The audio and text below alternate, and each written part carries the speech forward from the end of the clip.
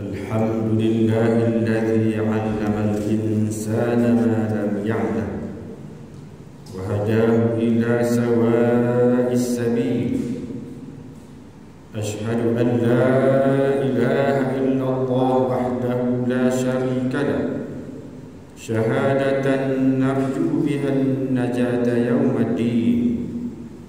وأشهد أن محمدا عبده ورسوله إمام المتقين وقائد الغر المحجلين. اللهم صل وسلم وبارك على سيدنا محمد وعلى آله وصحبه أجمعين ومن تبعهم بإحسان إلى يوم الدين. أما بعد، فيا عباد الله، اتقوا الله حق تقاته ولا تموتن إلا وأنتم مسلمون. قال الله تعالى: يا أيها الذين آمنوا اتقوا الله حق تقاته ولا تموتن إلا وأنتم مسلمون.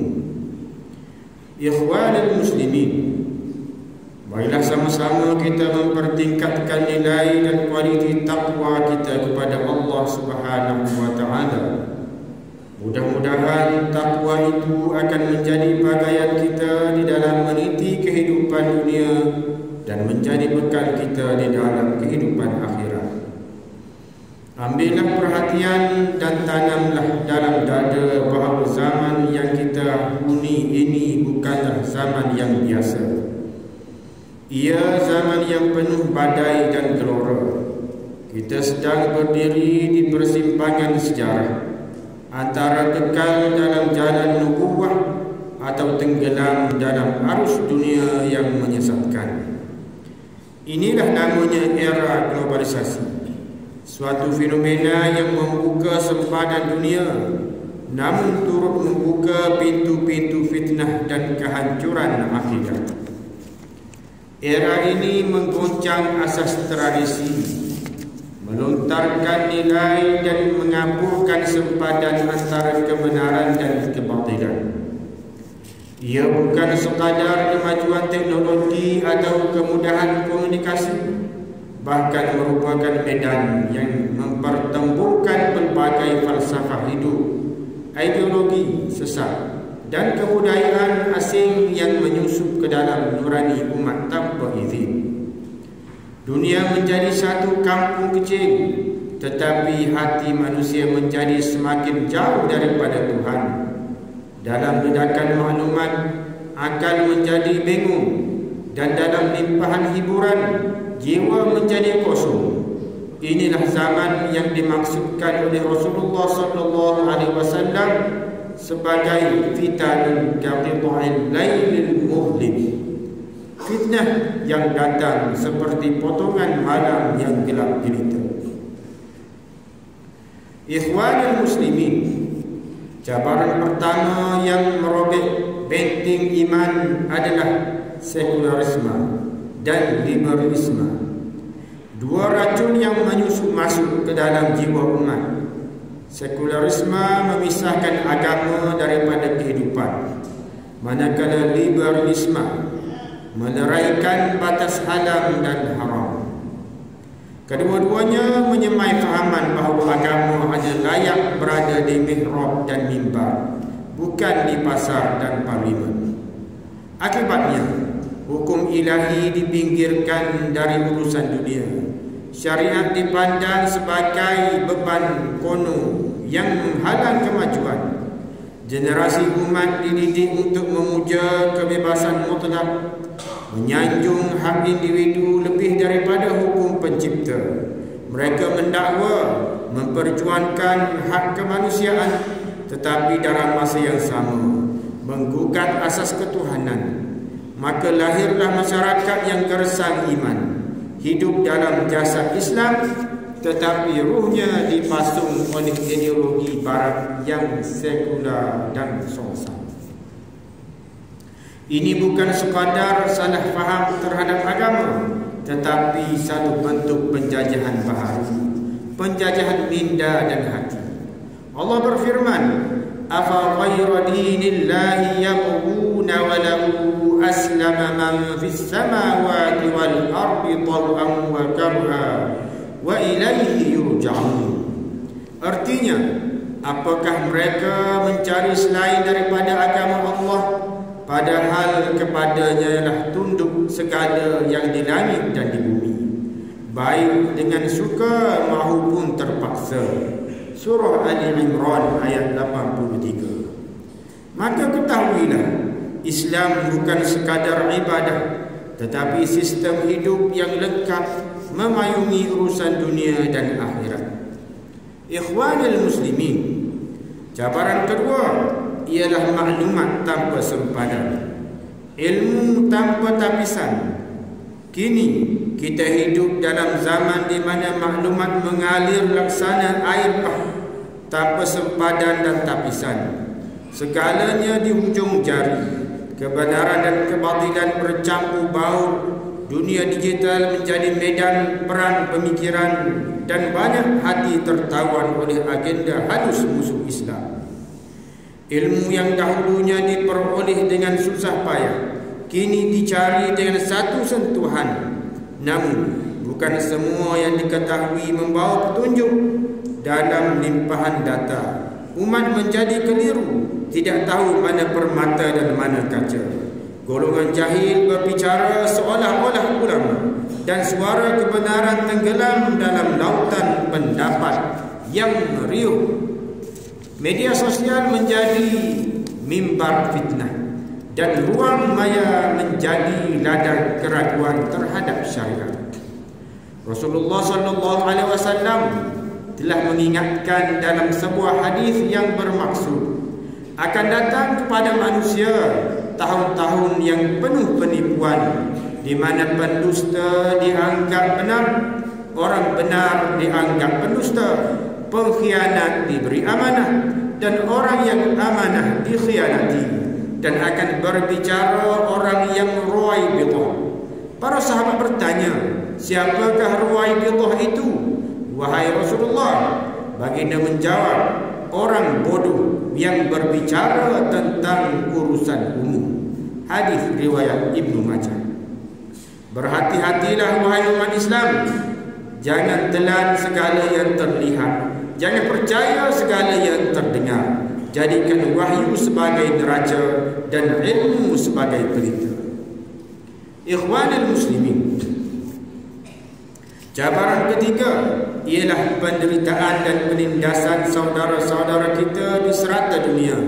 Lihatlah ke Palestin yang dijajah tanpa henti, ke Suria yang dimenil saban hari, ke bumi Rohingya yang disapu bersih, dan ke tanah Cina Uyghur yang sunyi di balik tembok besi. Darah umat Islam ini tidak pernah kering. Jerit tangis mereka tidak pernah berhenti. Namun dunia seolah-olah buta dan tuli. Bangsa lain berganding bahu membina kekuatan, sedang kita berpecah dengan kelompok sempit, sibuk mempertikai perkara ranting, dan lupa akan batang tubuh umat yang sedang nazak. Inilah akibat dari penyakit wahan yang telah Rasulullah SAW khabarkan melalui hadis baginda yang bermaksud akan datang suatu masa di mana umat-umat lain akan mengerumuni kamu seperti orang yang makan mengerumuni hidangan mereka. Para sahabat bertanya, adakah kerana bilangan kami sedikit pada waktu itu, wahai Rasulullah? Baginda menjawab, tidak. Bahkan kamu pada hari itu ramai, tetapi kamu umpama buih di lautan, dan Allah akan mencabut rasa takut dari hati musuh terhadap kamu, dan Allah akan mencampakkan ke dalam hati kamu penyakit wahan. Mereka bertanya, apakah itu wahan, wahai Rasulullah? Baginda menjawab, cinta dunia dan takut kepada mati. Hadis riwayat Abu Dawud. Sudah tiba masa untuk kita bangkit, bukan hanya dengan air mata, tetapi dengan tindakan dan kesatuan hati. Apakah arti ukhuwah jika tiada simpati? Apakah arti kesatuan jika tiada tindakan? Ikhwanul muslimin, cabaran yang keempat paling getir, iaitu cabaran yang menyentuh jantung ketamadunan Islam, ialah keruntuhan ilmu dan kehilangan ulama. Apabila ulama disenyapkan, ilmu dipermainkan, dan fatwa dijadikan bahan ejekan, maka umat akan hilang pedoman, arah akan kabur, dan jalan akan gelap. Tiada lagi cahaya yang memandu, tiada lagi suara yang membimbing. Ulama adalah pewaris para nabi, yakni warathatul anbiya. Mereka bukan sekadar penyampai hukum, tetapi penjaga akidah, penunjuk jalan, pengimbang kuasa, dan pengubat luka umat.